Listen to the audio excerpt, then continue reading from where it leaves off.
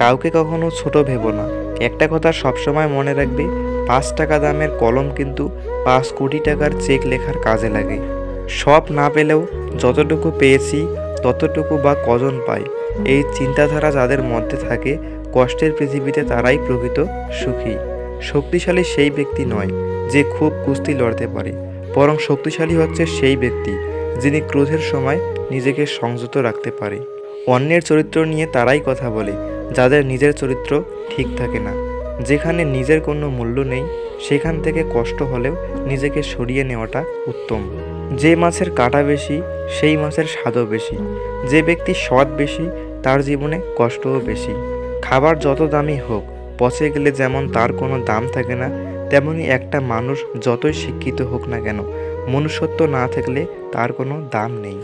জন্ম নেওয়া ভাগ্যের ব্যাপার, মৃত্যু হওয়া সময়ের ব্যাপার, কিন্তু মৃত্যুর পরেও মানুষের মনে বেঁচে থাকা কর্মের ব্যাপার। সুন্দর চেহারা নিয়ে অহংকার করো না, তোমার মৃত্যুর পর যে তোমাকে ছোবে সেও স্নান করে নেবে। কলম যতই দামি হোক, ভিতরে কালি না থাকলে যেমন তা মূল্যহীন, ঠিক তেমনি মানুষ যতই শিক্ষিত হোক না কেন, মনুষ্যত্ব না থাকলে সে শিক্ষা মূল্যহীন।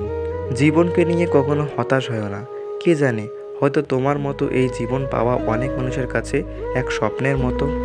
সর্বদা ছোটোখাটো ভুল থেকে শিক্ষা নেওয়া উচিত, কারণ মানুষ কখনো বড় পাহাড়ের সাথে হোঁচট খায় না, হোঁচট খায় ছোট পাথরের সাথে।